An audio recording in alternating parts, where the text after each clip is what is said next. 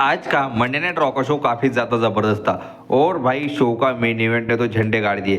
क्या main event था, क्या मैच लड़ा ड्रू मैकिंटायर और सेथ रॉलिंस ने। तो दोस्तों मेरा नाम है शुभम और आप देख रहे हैं खबर WWE की। तो चलिए शुरू करते हैं। तो भाई शो की शुरुआत ही हमें जे उसू से देखने के लिए मिली। शो में सबसे पहले जे उसू के एंट्रेंस होते हैं और क्या पॉप होता है जे उसू के लिए। और जे उसू हर बार की तरह कि मैं ऐसा कर दूंगा वैसा कर दूंगा और उन्होंने वहाँ के फैंस को प्रेज भी किया और फैंस की तरफ से भी काफ़ी अच्छा चेयर था जे उसू के लिए।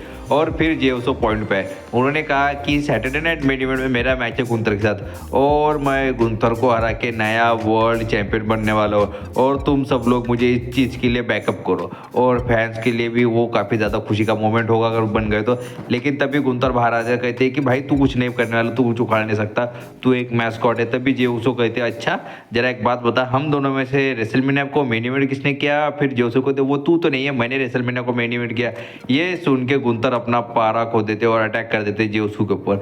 लेकिन जे उसो काफ़ी जल्दी अपर हैंड हासिल करते और टाइटल के साथ स्टैंड टॉल करते और अब इन दोनों का मैच हमें काफ़ी ज़्यादा ब्रूटल होते हुए दिख सकता है सैटरडे नाइट मेन इवेंट के लिए। ठीक, तो दूसरा मैच हमें देखने के लिए मिला Rey Mysterio versus coffee Kingston के बीच। और कोफी किंगस्टन और जेवियर वुड्स बिना एंट्रेंस सॉन्ग के क्यों आते। और वहाँ पे क्या बू थी भाई न्यू डे के लिए और उनके लिए चैट्स भी लग रहे थे न्यू डे सक्स के।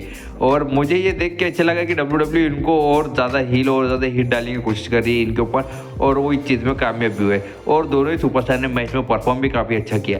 मुझे तो ऐसा लग रहा था कि कोफी किंगस्टन को मैच जीता हो यार, जीता हो, लेकिन WWE ने ऐसा नहीं किया। और मैच के एंडिंग में रे मिस्टीरियो ने अपना फिनिशर मूव और 619 लगा के ये मैच में कोफी किंगस्टन को हरा दिया। और मैच खत्म होने के बाद जेवियर वुड्स और कोफी ने मिल के रे मिस्टीरियो के ऊपर अटैक किया और सेव करने के लिए LWO के मेंबर भी आए और LWO के एक मेंबर के ऊपर भी न्यू डे ने अटैक किया और उसको रिंग पोस्ट पे मारा और वहाँ से चले गए। हमें ऐसा दिखाया जा रहा है कि न्यू डे पूरी तरह हिल टैक्टिक इस्तेमाल करेगी, कुछ भी करेगी, लेकिन रे मिस्टीरियो को तो जीना मुश्किल करेगी। और उन्होंने बैकस्टेज JBL के साथ भी थोड़ी सी झड़प की और उन्हें कुछ पैसे दिए और बाद में JBL ने जब उनकी बेइज्जती की तो वो पैसे भी वापस ले लिए। फिर हमें देखने को मिलता है सैमी ज़ेन का सेगमेंट। सैमी ज़ेन रिंग में आते हैं और सबसे पहले वो खुद को अनाउंस करते हैं कि मैं रॉयल नंबर मैच में उतरने वाला हूँ और रॉयल नंबर जीतूंगा। क्यों जीतूंगा, तो मुझे एक वर्ल्ड टाइटल चाहिए और 13 साल का मेरे अंदर जो बच्चा है, मेरे अंदर यानी सैमी ज़ेन के अंदर जो बच्चा है वो बच्चे को वर्ल्ड टाइटल चाहिए। और ये ऐसा वैसा कहते हैं और बोलेंगे मैं जीता, मैं रेसलमेनिया को मेन इवेंट करूंगा। तभी केविन ओवंस बाहर आते हैं। केविन ओवंस कहते हैं सैमी ज़ेन कि भाई सैमी ज़ेन हाँ तू जीतेगा, मुझे पता है तू ही जीतेगा और तू जीतने के बाद तू मुझे चैलेंज करना for the title in the WrestleMania of the main event, ऐसा कुछ तो भी। और तू मेरा बेस्ट फ्रेंड है, जैसे तूने केविन ओवंस के लिए अपने लिए ऐसा कुछ तो भी कहा था उन्होंने। फिर उन्होंने कहा जैसे तूने पिछले हफ्ते या फिर कुछ दिनों पहले रोमन रेस की मदद की थी, तू वैसे रॉयल नंबर में मेरी भी मदद करने आना। और उन्होंने यानी इनडायरेक्टली कहा था कि भाई सैमी ज़ेन तू हील टर्न कर ले, फिर अपन दोनों साथ में मिलके कोडी रोड्स और रोमन रेस को बजाएंगे, ऐसा कहते हुए दिखे थे। लेकिन सैमी ज़ेन के चेहरे पे थोड़ी सी उलझन मुझे दिखी, तो पता चलेगा अभी WWE के आगे स्टोरी लाइन्स में क्या होगा, मैं आपको वो रॉकी रिपोर्ट में बता ही दूंगा। ठीक, फिर हमें बैकस्टेज शो जाते दिखता है, हमें ब्रॉन ब्रेकर दिखता है शेमस से बात करते हो, कहते हैं कि भाई देख ले शेमस ये देखिए टाइटल है और तू अभी बहुत ज़्यादा नज़दीक है टाइटल की, इससे ज़्यादा नज़दीक तो तू आने वाला नहीं वाला, क्योंकि सैटरडे नाइट मेन इवेंट में मैं तो को इतना मारूंगा कि तू रिटायरमेंट ही ले लेगा। फिर हमें नेक्स्ट मैच देखने को मिलता है बेली वर्सेज नाया जाक्स के बीच में। भाई ये मैच कराते क्यों है मुझे समझ में नहीं आता।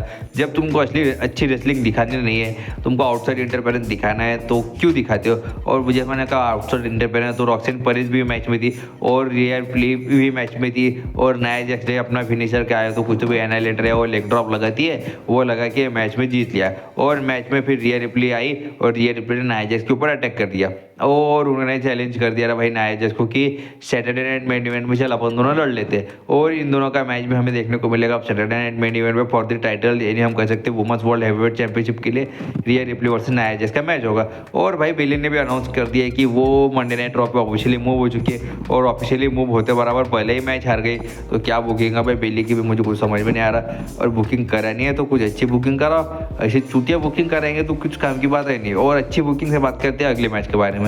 फिर हम नेक्स्ट मैच देखने को मिलता है पीट डन वर्सेस पेंटा, हम कह सकते हैं पेंटागॉन जूनियर का उनका पूरा नाम है लेकिन उनको पेंटा ही कहती है WWE। और था ना भाई ये मैच, क्या मैच था भाई, जो वो मैक्सिकन डिस्ट्रॉयर लगा थे वो वक्त पे तो मैं फैन ही हो गया। जब मैंने पिछली बार चैट केबल के ऊपर पहली बार वो देखा था मूव, तो मुझे तो इतना कुछ ज़्यादा समझ में नहीं आया था, लेकिन इस हफ्ते जब उन्होंने लगाया, बाप रे, क्योंकि पीट डन थोड़े हल्के है चैट केबल से, इसकी वजह से ये ज़्यादा इंप्रेसिव लगा।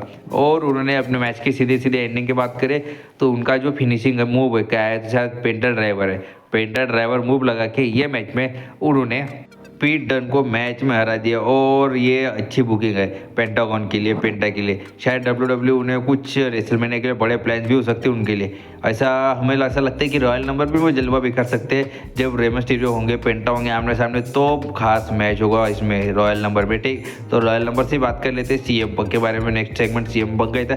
CM पंक आए और उन्होंने कहा कि भाई मैं सबको बाहर फेंकने वाला हूँ रॉयल नंबर में, ये बात तो कन्फर्म है, मेरे आगे कोई टिक नहीं पाएगा। वो चाहे रोमन रेंस हो, चाहे जॉन सीना हो, चाहे कोई भी हो, सेथ रॉलिंस हो, चाहे ड्रू मैकिंटायर हो, चाहे वो हल्क होगन हो, हल्क होगन को भी मैं बाहर फेंक के हल्क मेनिया के गांड पे लात मारूंगा। और सैमी ज़ेन, उसको तो एक बात बोली CM पंक ने कि सैमी ज़ेन तेरा लेवल मेरे लेवल से बहुत ज़्यादा नीचे है। यानी सैमी ज़ेन से कहा कि तेरा लेवल मुझसे बहुत ज़्यादा नीचे और मैं तुझे इसमें बताऊंगा, रॉयल नंबर में बताऊंगा। और फिर हमें नेक्स्ट मैच देखने को बोला, क्या है देखने को बोला हुआ है, pure fusion quality versus damage control के बीच। भाई अलग करो, शेना बेजलर को अलग करो जरा प्योर फ्यूजन से। मुझे तो ऐसा कहना है कि बस शेना बेजलर को अलग करो, उनको अच्छी तरह स्ट्रॉन्ग बुकिंग दो।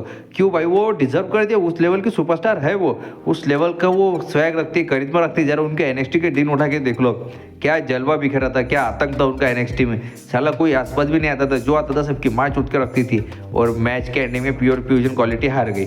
फिर हमें शो का सबसे अच्छा मैच और सबसे बढ़िया मेन इवेंट देखने के लिए मिला काफ़ी दिनों के बाद, Seth Rollins versus Drew McIntyre के बीच। और दोनों ही सुपरस्टार ने रेसलमेनिया का मेन इवेंट रिप्ले किया।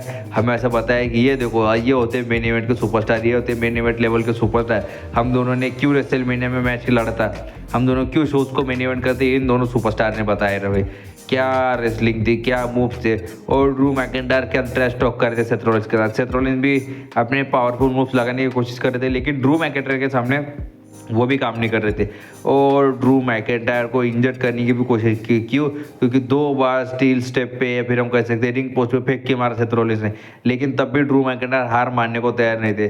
ड्रू मैकिंटायर के ऊपर सेथ रॉलिंस ने क्या क्या मूव नहीं लगाए, लेकिन सेथ रॉलिंस भी हार मानने को तैयार नहीं थे। और भाई अगर मैच के एंडिंग की तरफ जाए तो सेथ रॉलिंस के ऊपर ड्रू मैकिंटायर लगाने जाते हैं फ्यूचर शॉक DDT, लेकिन उसको काउंटर करके रोल अप करके पिन करके ये मैच जीत जाते हैं सेथ रॉलिंस। और इस चीज़ का फिर गुस्सा होता है ड्रू मैकिंटायर, पूरी तरह अटैक करते हैं, सेव करने के लिए फिर आते हैं सेथ रॉलिंस को CM अपना ये क्या नाम है इसका, सैमी ज़ेन। और सैमी ज़ेन सेव करते करते सैमी ज़ेन की होलोर किक लगाई जाती है भाई इसको, सेथ रॉलिंस को। और सेथ रॉलिंस से काफ़ी ज़्यादा निराश होते हैं। वो कहते कि भाई अब मेरे को होलोर किक मार दो, हाथ दे रहा है, चल जा, नहीं हाथ मिलाता है, नहीं ऐसा दिखाया थोड़ी अनबन।